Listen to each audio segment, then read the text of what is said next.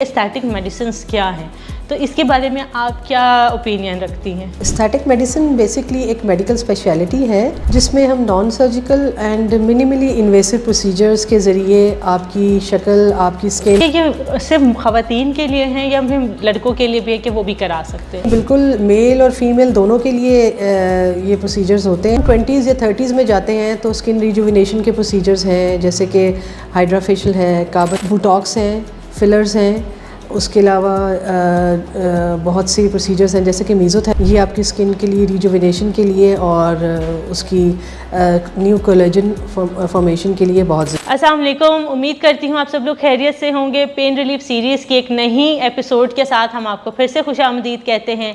आज जो हम टॉपिक लेकर आए हैं ये तो आज का मुझे लगता है आज की लड़कियों के लिहाज से तो बहुत उनका फेवरेट है। लड़के भी आजकल आहिस्ता आहिस्ता करके इस प्रोसेस में आ रहे हैं। हम ईद बकरा ईद पे देखते हैं तो हमें बहुत सी मर्द हजरात भी अपना ख्याल रखते हुए मिलते जाते हैं, क्योंकि अवेयरनेस फैलती जा रही है। मौसम हालात, गर्मी, स्मोग, डिहाइड्रेशन और ह्यूमिडिटी सब हमें इस तरफ लेकर जा रहे हैं कि हमने अपनी सेल्फ अवेयरनेस पे आना है, सेल्फ क्लीनलीनेस पे आना है, मेंटेनेंस पे आना है। तो अगर जब हम सेल्फ अवेयरनेस या सेल्फ क्लीनलीनेस की बात करते हैं तो उसमें आजकल जो एक बहुत न्यू टर्म भी है और पॉपुलर भी हुई है वो एस्थेटिक प्रोसीजर्स हैं या एस्थेटिक क्लिनिक्स हैं। तो आज उसके लिए हमें ज्वाइन किया है डॉक्टर नौरीन ने। Doctor Naureen, thank you so much, आपने अपने इतनी बिजी रूटीन में से टाइम निकाला। डॉक्टर नौरीन, आज का जो हमारा बेसिकली पॉइंट है इस रिकॉर्डिंग का कि हम बताएं कि एस्थेटिक मेडिसिन्स क्या हैं, तो इसके बारे में आप क्या ओपिनियन रखती हैं? जी, एस्थेटिक मेडिसिन बेसिकली एक मेडिकल स्पेशलिटी है जिसमें हम non surgical and minimally invasive procedures के ज़रिए आपकी शक्ल, आपकी स्किन, आपके बाल और आपकी बॉडी को हम बेहतर बनाते हैं। और ऐसा करने से आपकी जो ओवरऑल वेलबींग है वो बेहतर होती है, आप कॉन्फिडेंट नज़र आते हैं और इसके साथ साथ जो है आप ख़ुद को भी अच्छा महसूस करते हैं और देखने वाले को भी आप फ्रेश और हेल्दी नज़र आते हैं। और इसके अलावा एस्थेटिक मेडिसिन जो है ये जस्ट इन्हीं चीज़ों के लिए नहीं है, बल्कि बहुत से मेडिकल प्रॉब्लम्स जो हैं वो एस्थेटिक मेडिसिन के थ्रू ट्रीट होते हैं। उसमें कौन कौन सी कुछ चीज़ें के नाम आप हमें बता सकती हैं? जी बिल्कुल, बुटॉक्स जो है उसमें बहुत सी इश्यूज़ हैं जो कि आगे आपको डिटेल में मैं बताऊंगी, कि जिसमें बहुत से मेडिकल प्रॉब्लम्स हैं जो कि हमारे मसल्स के टेंस होने से या कंट्रैक्ट होने से वो इश्यूज़ पैदा होते हैं। तो वी रिलैक्स दोज मसल्स और उससे वो प्रॉब्लम भी सॉल्व होती हैं। डॉक्टर नौरीन, आपने जिस तरह बताया कि ये इसमें काफ़ी प्रोसेस आते हैं, तो क्या ये सिर्फ ख़वातीन के लिए हैं या फिर लड़कों के लिए भी है कि वो भी करा सकते हैं? जी नहीं, बिल्कुल मेल और फीमेल दोनों के लिए ये प्रोसीजर्स होते हैं। और सबसे बड़ी बात ये है विच आई थिंक कि जो है वो males they are more proper candidates for these procedures, इसलिए क्योंकि उनका एक्सपोजर ज़्यादा होता है इन्वायरमेंट में, पोल्यूशन में, और वो ज़्यादा बाहर रहते हैं, सन से एक्सपोज्ड होते हैं और उनकी स्किन को ज़्यादा डैमेज होता है और उनको ज़्यादा ज़रूरत होती है इन प्रोसीजर्स की as compare to females. Definitely females का तो ये डोमेन है ही, लेकिन मेल्स जो हैं उनको भी इसकी इक्वली, बल्कि थोड़ी सी आई वुड ग्रेड के थोड़ा सा ज़्यादा ही उन लोगों को ज़रूरत होती है अपनी स्किन को मेंटेन करने की। अच्छा, इसका एज से हमारा कोई ताल्लुक़ है कि इस एज पे ज़्यादा असर है या इन एज ग्रुप के लड़के या लड़कियों को ये कराना चाहिए? जी बिल्कुल, as far as age is concerned बिल्कुल ये प्रोसीजर्स जो हैं एज रिलेटेड होते हैं। जिस तरह टीनेजर्स हैं उनको ज़्यादातर एक्नी ट्रीटमेंट रिक्वायर्ड होती है, उसमें उनकी एक्नी ट्रीटमेंट हो सकती है। उसके अलावा वो एक्नी ट्रीटमेंट में ही केमिकल पील्स करवाते हैं, स्लाइट माइक्रो नीडलिंग वगैरह भी उनमें होती है। और उनमें हम प्रोसीजर्स जो करते हैं वो बहुत एग्रेसिव नहीं करते, क्योंकि उनकी स्किन को ना लाइट प्रोसीजर्स चाहिए होते हैं। और फिर एक्नी स्कार्स की treatment which is very important, तो उसके लिए हम लाइट स्कार्स को करने के लिए उनको हम डिफरेंट लेज़र्स यूज़ करते हैं। तो ये तो टीनेजर्स की बात आ गई। अब जहाँ हम 20s या 30s में जाते हैं तो स्किन रिजुविनेशन के प्रोसीजर्स हैं, जैसे कि हाइड्रा फेशियल है, कार्बन लेज़र है, again PRP and micro needling है।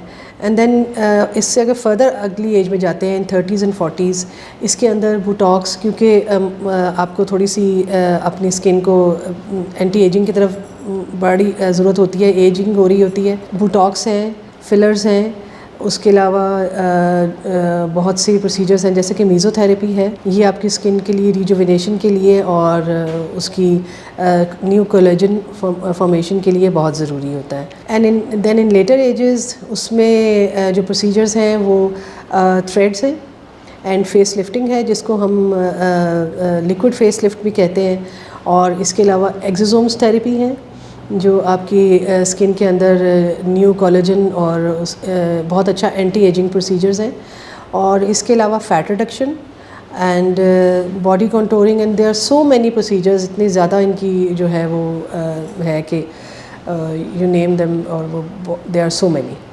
डॉक्टर नरीन, आपने बड़े अच्छे से बड़े डिटेल में एक्सप्लेन किया। एक सवाल के साथ मैं इस आज की वीडियो को अभी वाइंड अप इसलिए करूँगी क्योंकि हमने आपके साथ एक नेक्स्ट स्टेप पे चलना है, क्योंकि आपने जो प्रोसेस हमें एक्सप्लेन किए हैं, क्योंकि अगर हम बात पे बात करेंगे तो वो तो फिर बहुत लंबी हो जाएगी।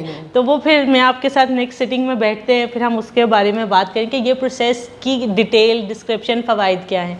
अगर आप ओवरऑल एस्थेटिकनेस को एक्सप्लेन करें, आपके तजुर्बे में आपने इतने साल हो गए हैं करते हुए, आप क्या टिप है जो इस वक्त हमारे ख़वातीन और मर्द हज़रात देख रहे हैं या बच्चे बच्चियाँ देख रहे हैं उनको देना चाहेंगी? देखिए, स्टैटिक से रिलेटेड तो मैं ये टिप देना चाहूँगी कि जो भी आप प्रोसीजर लेना चाहते हैं आप किसी मुस्तनद डॉक्टर से लें, और ये चीज़ बहुत इंपॉर्टेंट है। Certified doctor and dermatologist they are very important, क्योंकि प्रोसीजर्स की जो नीटी ग्रीटी है, जिसको जो समझना है वो हर कोई नहीं समझता, क्योंकि जिनको इस चीज़ की नॉलेज है, basic anatomy of the face और इन सब चीज़ों की जिसको नॉलेज है, वही इस चीज़ को बेसिकली अच्छे तरीके से हैंडल कर सकते हैं।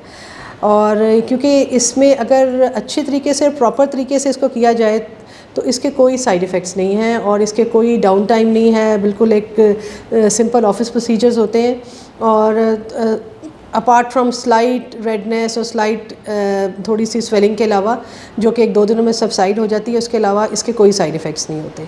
तो ये जब भी ट्रीटमेंट ले, प्रोसीजर ले, ये किसी प्रॉपर डर्मेटोलॉजिस्ट और एस्थेटिक फिजिशियन से ले जो ट्रेन हो।